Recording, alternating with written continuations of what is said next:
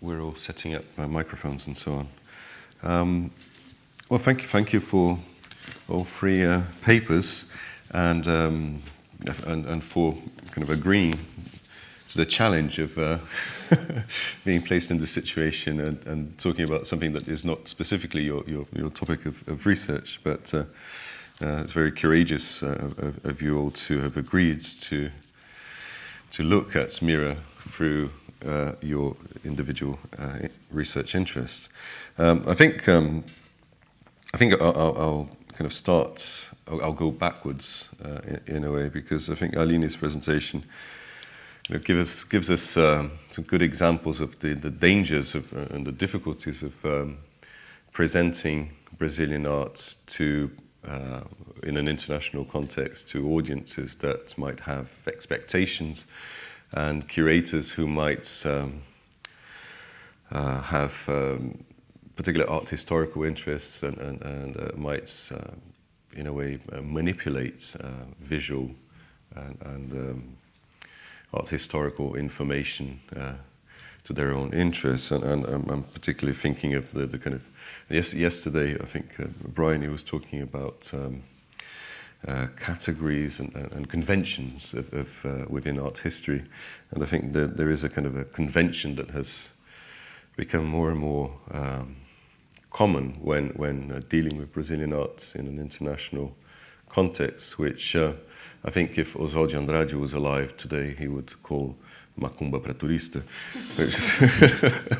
which is a kind of, Aline mentioned the joy of life, explosion of colours, noise, taste, and all of these are kind of somewhat cliche expectations of what Brazilian culture should be. And you rightly mentioned that Mira Schendel kind of stands very uncomfortably within such a context, and that kind of exemplifies the difficulty we have in as art historians, which is the case of Kiki and Sophia, of approaching Mira's work, as there is also on this one side the kind of cliche of having to somehow kind of relate to this kind of expectation of this cultural expectation that people have of Brazil. But on the other extreme, we have what Yves Alain Bois has called isomorphism, which is a kind of the temptation to connect works of art that look alike. So I think the exhibition Tangled Alphabets would kind of fall into that category as kind of artists that may have lived during the same period in a kind of close geographical, close Latin America is a big continent, but relatively close geographical context. And well, actually, Leon Ferrari lived in São Paulo, so but. Trying to bring these through because the works look alike, and there is a problematic here. But that doesn't mean to say that we should avoid trying to think of relations between art history and contemporary art. And I liked very much Kiki's approach to thinking of relations in terms of interests, but trying to not connect these in terms of influence or legacies and so on, but coincidences of interest. And with Sophia looking at kind of how common friendships, for example, how Augusto de Campos and Haroldo de Campos had conversations with different artists, such as Valdemar Cordeiro and Mira Schendel, and how these conversations might have led to very different works, but the works possess some kind of commonality through these kind of these types of kind of intellectual conversations. I'm going to open up to questions directly. So yeah, we have a. But could I remind you all to waits for the microphone because we are recording. So Nick, Isabel has a question over here in the front. Questions or comments? I mean. So it's a common question. I just wanted to say, Kiki, I really enjoyed your approach, and it really made a lot of sense as a way of thinking through what the... I don't think it's only a question of shared interest, but also perhaps a sense of... My question, if this is a question, is, does it indicate something that artists in Brazil and elsewhere are returning to these questions? Does it, as a way of trying to join what we were talking about yesterday, but this turn towards not being kind of grounded by history and by the sort of absolute material present, but thinking about kind of spiritual questions or meditative questions? Does it say something about a political moment now that might help to answer Schendel's attitude towards politics then? That's what I was thinking in my mind. I don't know, it's not necessarily a question for you to answer, maybe it's just something to discuss more broadly. I'm not sure if... I think what I found interesting about this particular side of Mira Schendel is exactly in relation to what I've been witnessing. Like I've been here in London since 2000, and especially in the past 10 years, Brazilian art has gained like this like unprecedented prominence. But it seems to me that most of the discussions around it, as was the case as well in the exhibitions that you showed, they mostly revolved around this one like neo-concrete matrix. And I think, well, this has been going on for a while, and it was like a long overdue reassessment of neo-concretism anyway. But I think in the international context, it became very kind of monolithic in a way. And I think what Mira's work can maybe, you know, give us is like other ways of investigating our modernity, and especially in a place like Brazil, which, you know, like it's a place where everybody believes in something, you know, like people are very spiritual or mystical, and this is completely widespread. It's quite different from here, I think, like in terms of society. And I think this aspect has been a bit, you know, repressed, and I just found it very interesting to see this emerging in these various discourses and practices, and I don't know what it means. I mean, this is like, you know... know at the time, but somehow that makes the sort of uncertainty relates to how she might have regarded her own context, I guess. I don't know. But also I think as an alternative to people being kind of obsessed with participation in relationship to Brazilian art, and everything is about that kind of thing, she prevents that kind of reading. You know, this. We have a question at the back over there. It's a comment really, and to Aline.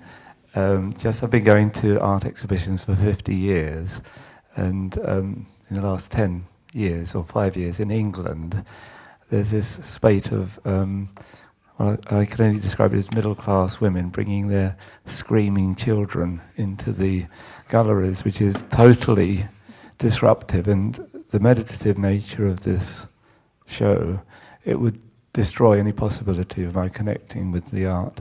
And the attendants have no jurisdictional power to advise the people to either ask their children to leave until they've got over their tantrum, and it's just so disruptive. It's a purely practical question, but very, you know, I can anticipate, unless it's discussed in advance of this show, of kind of missing the mark. Thank you.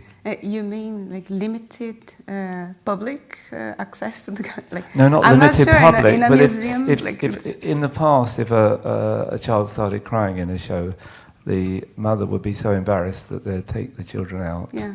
But now they're proud and they'll swear at you if you even look at them the wrong way. As an emerging curator, I emphasize this. You should bring children as much as possible, so they would be able to experience this since the beginning and grow in them the necessity or the anxiety for arts.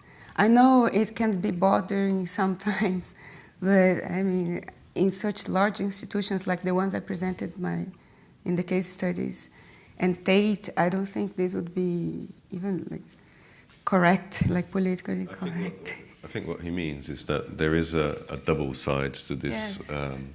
The widening public for contemporary art, which is generally seen as positive, and particularly museums such as Tate and the big institutions tend to evaluate the success of a show or an event by the sheer numbers of visitors. But I think the comment relates to the fact that this isn't necessarily only positive. There is also a problem with this kind of tendency towards mass, the massification of what would be considered in certain circles as a kind of high culture, which sometimes these kind of cultural artifacts demand contemplation. They demand a certain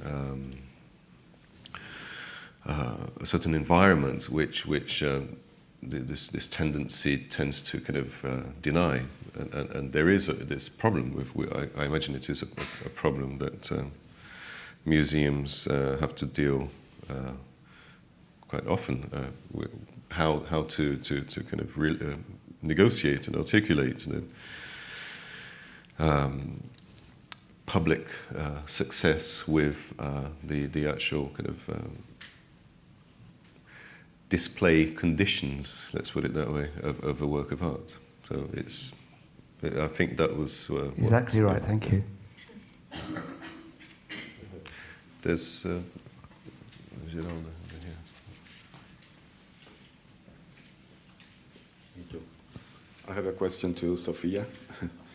Yeah, I don't know if you how can you relate in a way these ink drawings like the one that Mira did with describes aguarrás and the it's more like a description of the object than let's see, if you think about American pop art, it's more like the identification of the brand immediately, and as almost like an affirmation of the consumerism of that society. And I think in Mira's work, except maybe the one with the collage with the liquors, and it's more like the language comes first. I think it's more like a description of what the object is, as let's see, as a valorization of the tag or the label of the object. Okay. I absolutely agree in that sense. I mean, those drawings do not celebrate consumer culture in any way. It's just sort of, it's interesting to see how this sort of concept seeps in through her works slowly. There is a symptom of an awareness of that sort of imagery that she later on re-elaborates through the collages. And so because, of course, my point was that you can't say that she's a pop artist. However, there is a sort of undergoing discourse that she's constantly aware of, and it's slowly sort of through her reasoning and through her thought about language and how language informs the images she's drawing. Even that sort of idea starts to bloom underneath. It's very, very tenuous, but it's there. I feel that there is an awareness. In a way, I feel like I'm rather perverse as a supervisor, having placed Sophia in this situation, which she kind of very courageously accepted. But she's just starting a PhD, looking at the problematics of how pop has been received, interpreted, transformed in Latin America during the 1960s and 70s.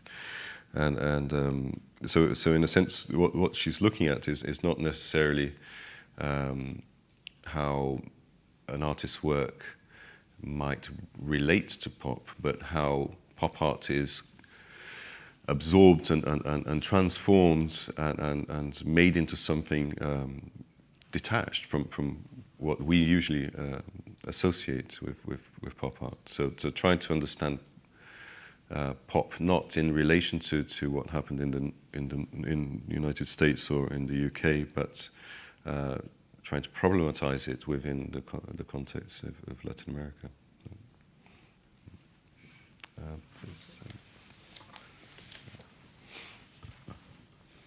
I've always thought that pop art would be a very interesting thing to look at in a global perspective, as apparently this exhibition is going to do, because pop art seems to have, very strongly both very local references and universal references, if you like.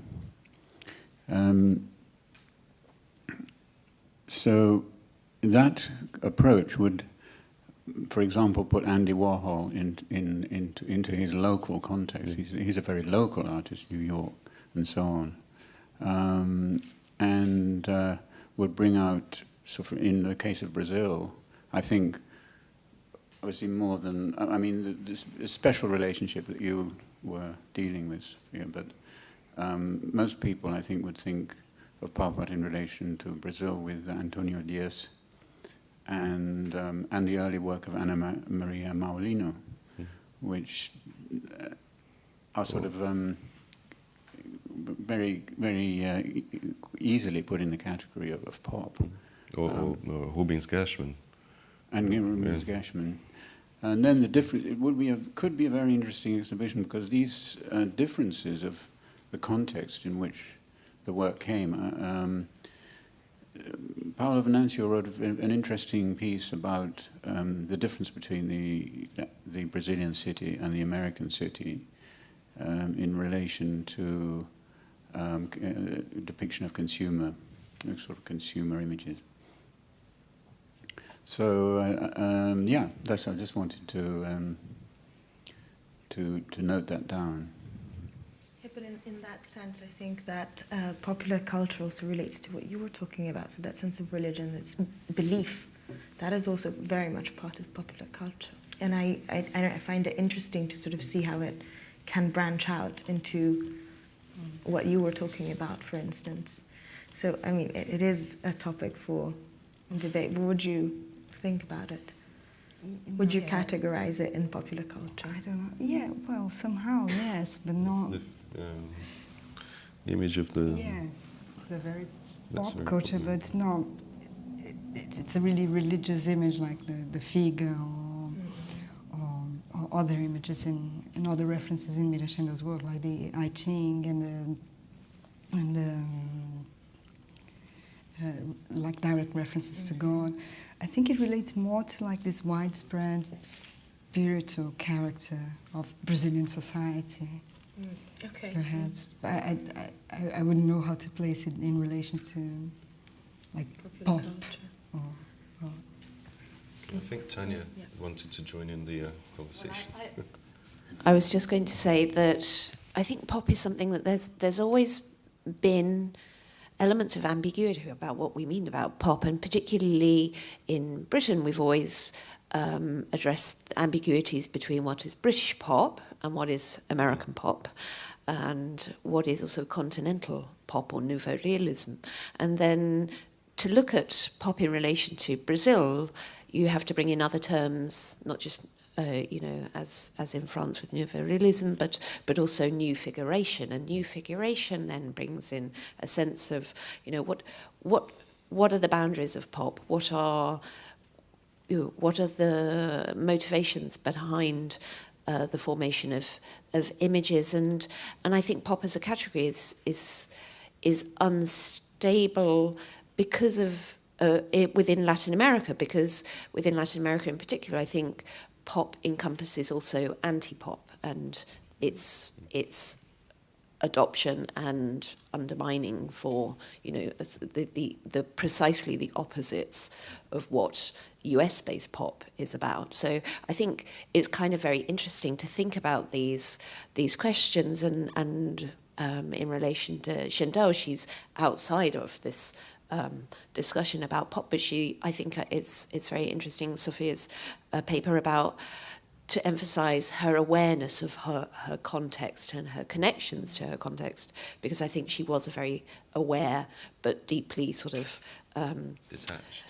detached and aware also of her positionality, to use an awful word, in relation to groups of artists investigating these ideas as well. So I think it was very helpful to kind of look at some of those subtleties in relation to Schendel's production. Move on quickly, and I think this might be the last, as we want to have enough time to eat.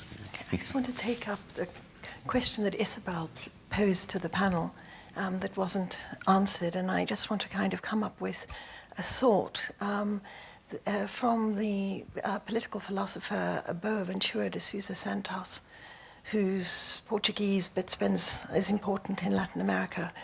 And the work that's going on with Brazilians in, say, art institutions here, he seems to be very important, but a thread that he takes up seems to be important. And what he does is with researchers in Porto Alegre and different parts of the world, in what he calls the Global South, maps what he calls the abyssal line between what he calls the Global North and the Global South. And it's a metaphor. For the Global North is what is saturated and finished, and the Global South is what is yet to come. That's how he sees it. But it really is taking up the question of colonialism and the impact of colonialism on the Global South, and the kind of loss of knowledges and the loss of being. This is how he puts it, in a kind of epistemicide. And the effect of that, he kind of argues that, along with the huge research project that he's involved with in Latin America, is that new forms of knowledge have to be, there's another way of producing knowledge. And the universals, because you talked a lot about her interest in moving from the singular to the universal, Mira Schendel. And he says, you know, the universals, if they're part of the Global North, then they're like the Oedipus complex, they have to be completely got rid of. You know, they're extremely oppressive.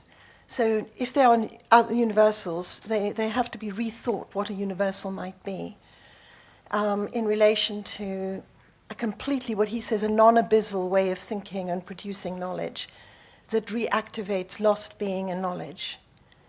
And I just wonder if you've got any thoughts, because he emphasizes in his research, which is a huge research project, he's working with people in the Global South, in Africa and Latin America, the ancestors, the part that the ancestor plays, and how trance and questions of the so-called spiritual actually is a technology for allowing the ancestor to play a part which has always been part of, it seems, culture, but this is not possible to translate in terms of the Global North. Mm-hmm. So this is, do you get the gist of what I'm trying to say? I just wondered whether that might be why this trance and the spiritual is having a resurgence, because it's part, it seems, of a bigger project of trying to unwork the epistemicides and the abyssal forms of knowledge, and to try and release being that has been lost. I think, you know, I'm not quite familiar with these discussions, but I think it's something that certainly artists and thinkers from Brazil are also aware, because there has been there is a kind of reevaluation of like native cultures, and it's people like Eduardo Viveiros de Castro, who's someone who studies indigenous cultures and you know, has a whole theory about it. It's someone who's been very prominent in the past few years, and so I think definitely this is something that is informing also these practices in some ways, but that would take like another. You know, vast research to get to the point. So generally, the way he puts it is that it's a deterritorializing project, which has to guard against a form of Orientalism, because it has to open its processes to the outside of what, as you were saying yesterday, you know, you have to break open the conventions and the canon to something outside without that becoming a form of Orientalism. Yeah, but that's very interesting. I think this is a good point to break for lunch. And as far as I remember, we're back here at 2 o'clock, no? Yes. Yes, can I... Is this working? Can I just say, when people return, if you could sit towards the front of the room, because the presentation after lunch will involve some drawing on a white screen, so you'll be able to see it much better the further forward you sit. So please remember to do that.